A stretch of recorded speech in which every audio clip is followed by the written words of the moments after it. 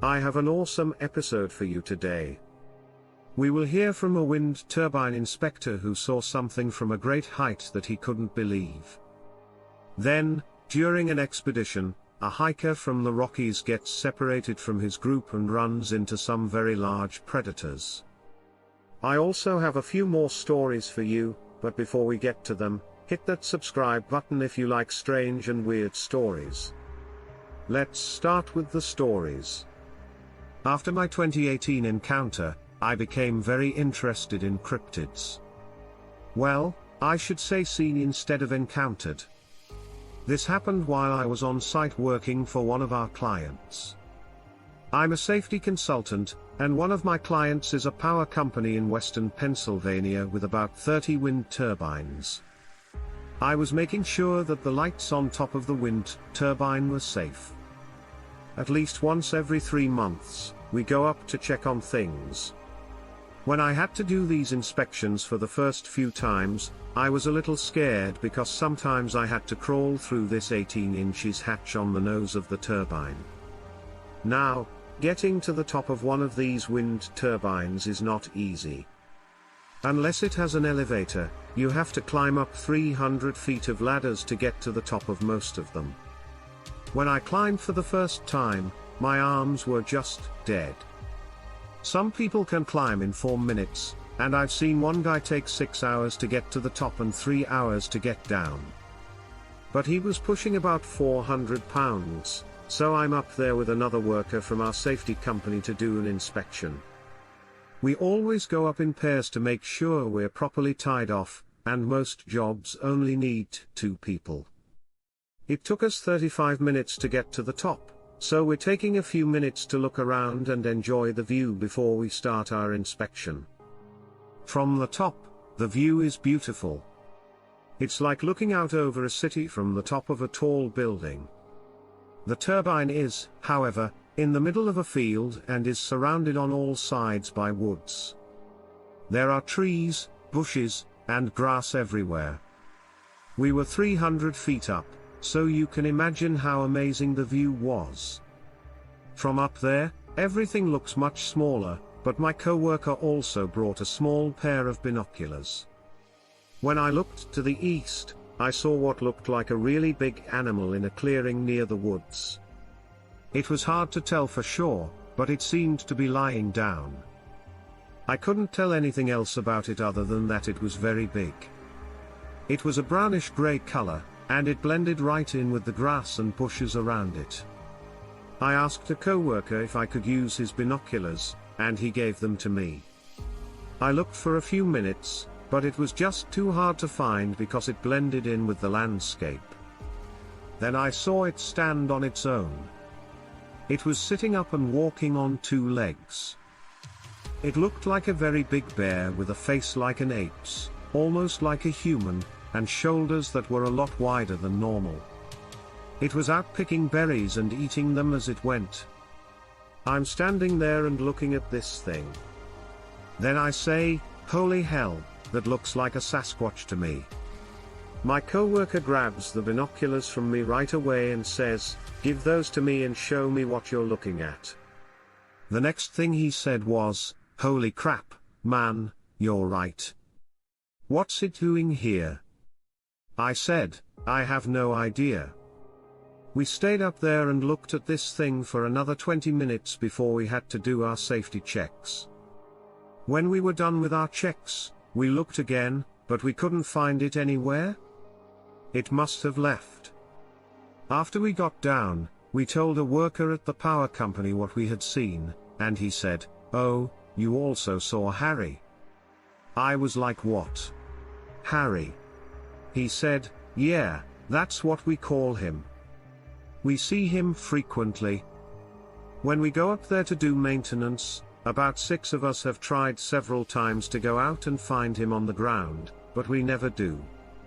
Since he has never been on the ground, he has to be very aware of what is going on around him." I went on a hiking trip in the Rocky Mountains, and in a very short time, I got turned around and split up from the other hikers.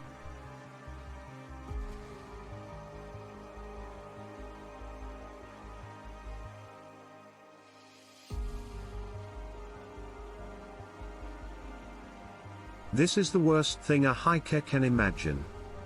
At the time, I didn't know much. I found myself in a place that didn't look like the Rocky Mountains from what I knew about them. The ground became rough and full of rubble, and it looked like there were almost no plants. A thick mist was rising, which made it hard for me to figure out where I was. I could not hear the group, though. I tried screaming at the top of my lungs more than once to see if anyone would answer. There was nothing around me except the faintest sound. In fact, sometimes it felt like nature was quiet and was telling me to be quiet along with it. The first sign that something was wrong was a piece of clothing I found. It was a pink denim cap that belonged to one of the people in my hiking group. I couldn't remember the girl's name, but I remembered the faded pink cap she was wearing. I'm one of those people who can remember a lot more than just a person's name. I don't know why, but that's just how it is. I picked that up with the plan of giving it back to her at some point. I was brave enough to think that seeing the hat was a sign of hope. Maybe I was close to them after all, but I don't know how she could have dropped the hat and not realized that something wasn't right. When I found a backpack, I thought it might also belong to someone in my group, but I couldn't figure out who it was. As the fog got thicker, I kept going even though I was sure I was going in circles. I didn't have much food, or supplies. If this kept going on, I would have to die out here. I was by myself when I found another thing that belonged to one of my track teammates. This time, the bad news was even worse than before. I remember seeing one of the guys with spiked hair wearing a bandana. I knew what it was because it was stained with something dark and red. Just that I didn't want to say it. I just couldn't get my mind to go there. At that point, I started to feel fear coming up behind me from afar. The first thing I thought was that thieves had surrounded my group. Or maybe they were modern-day bandits instead of robbers. I don't know, but something had happened to them. I hadn't heard anything that would have made me think a big bear or big cat was coming, like screams, cries, or anything else. I even looked in the dirt, but there were no signs of a fight. It looked like their clothes just fell off. So, I sped up because I could see less and less every minute, and the things I could see were things I didn't want to see. I found a broken pair of glasses that looked too much like the ones the Asian girl in my group wore. Then there was the torn and bloody sports bra. As I walked on, more and more things from my group that I could recognize started to come out of the fog. My own sanity was starting to waver, so I broke into a light jog even though the ground was slick and it was hard to see. The paths started to go down, and the strangely rocky ground started to rise on both sides of me. Then, all of a sudden, the path went into a small cave. If I wanted to go in, I would have had to stoop down, and something in me told me to turn and run, but my curiosity won out over my instinct to be careful. So I lit my lighter and put my hand in the cave to see what happened. I can only remember bits and pieces because my mind was closer to breaking than I thought at the time. At first, the halo of the flame only showed rock. But then, from somewhere on the edge of the light's influence, a pair of eyes turned toward me, and then another, and another. Then, when the light came on, I saw tall, furry bodies that were hunched at the back, as if they were all used to staying low and hiding. I don't want to say this because it will make me sound crazy, but I can only tell you what they looked like, and they looked like werewolves. This has been talked about way too much, so that's the worst word you could use to describe it. But really, there's no other way to describe the animal I saw. Its teeth went well past its lips, and its ears were so long that they almost looked like horns. Something was being chewed and gnawed on in their mouths. I could hear things being torn apart. I couldn't see what they were putting the meat on, but I could tell it was meat. I got out of there right away, and they didn't come after me. I'll never understand. There might be a reason why they didn't get to me. I can't find out. Even though I was completely and totally scared, I was able to climb out and eventually find a trail. I ended up calling the police, and they did a very thorough investigation and search of the area, but they didn't find anything, which is surprising. I told them about the bloody clothes and everything else they had left behind. That they were attacked by big animals no one knew anything about. They didn't seem to really care about what I said. Since they went missing, I was even thought to have killed them, but nothing they found proved it. I even told them that these animals lived in a cave. I know this story sounds crazier and crazier as I tell it, but it's my story, and I'll have to live with it for the rest of my life. I can't just turn it off by myself. After all that, I had to deal with the trauma of being a possible suspect in their disappearance, which didn't lead to anything because, as I said, they couldn't find anything that pointed to me. Anyway, they have all left. This happened almost 9 years ago, and I still hurt from it. I've only told a few people because I want to be sure that everything will be okay and that I'll be able to get through this. The story goes like this. What I'm about to tell you happened to me when we first moved into our house about 10 years ago. We live in a small, out-of-the-way neighborhood in the country. Since I work in the city, it takes me about an hour to get there, but I've never cared. I like the idea of having some space to myself so I can think and listen to whatever music I want. I also wanted my children to grow up in a place with clean air. So it was worth the drive. I usually left work when it was already getting dark, which was late at night. I'm a realtor. I usually have some paperwork to do after a day of showing houses. Sometimes. This means I won't be going home until 9 or 10 p.m. I take a very rural road to get home. It has no street lights, and on both sides there are woods. I had to always use my headlights to help me find my way. One night, I was walking home when I saw a group of elk running across the street in the distance. In this part of Pennsylvania, there were a lot of them, and it wasn't unusual to see them in the woods.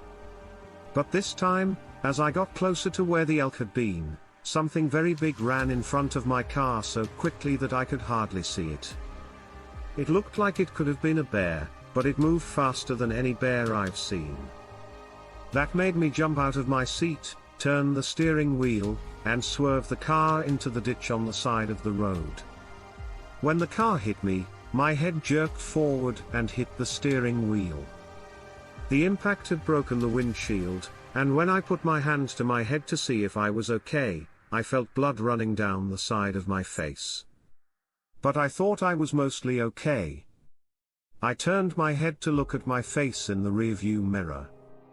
That's when I saw it standing in the middle of the road behind the car. The body was kind of like a man's, but it was covered in dark brown hair. The face, though, was like an ape's. It was huge, and from where I was in the ditch, it looked like it was going to fall on the car. The animal took a few steps toward the car, then stopped as if it heard something in the woods. It lifted its head and sniffed the air, and then it took off in the direction of the elk. I got out of my car and took a look around. I didn't know what I saw. This thing was big and strong, and it didn't make a sound until I heard screams and then a loud yelping sound on this road. My cell phone didn't have a signal. When I got home, I wasn't sure how to explain what I had just seen. Because the ditch was deep and muddy, it was hard to pull the tires out. After trying for a while, I got out of the car and saw that it wasn't going to work. The more I tried to get out of the mud, the deeper I got. I waited around for a while to see if a car would come by. When it didn't, I decided to walk home and call a tow truck in the morning. I was only about 5 miles from home, which would take about 10 minutes in a car, but I still had at least an hour of walking to do. While I was getting things out of the car, I turned around to see where the animals were running. I wasn't going to follow them, but for a second it looked like something was staring at me from the brush. I took a deep breath and focused on getting home, hoping that a car would come along this backcountry road and give me a ride. I was lucky to have a flashlight with me, so I could use that. I hadn't gone very far when I heard rustling and saw movement in the bushes on the side of the road. I turned my flashlight in that direction, but the movement stopped. Now I was getting scared, so I ran faster. I didn't have to wait long before I heard the bushes moving again. Then, out of nowhere, I heard a scream, but before I could look and turn, an elk ran right by me, almost knocking me down. I began running as fast as I could. I heard yelping behind me and saw headlights coming toward me at the same time. I waved down the car coming toward me and asked the driver if he could take me home. The man, who looked to be in his 60s, said it wouldn't be a problem. He said that he was going in that direction anyway, and then he asked me what I was doing out here so late at night. I told him that I had swerved to avoid hitting an animal with my car, which is how I got into the ditch.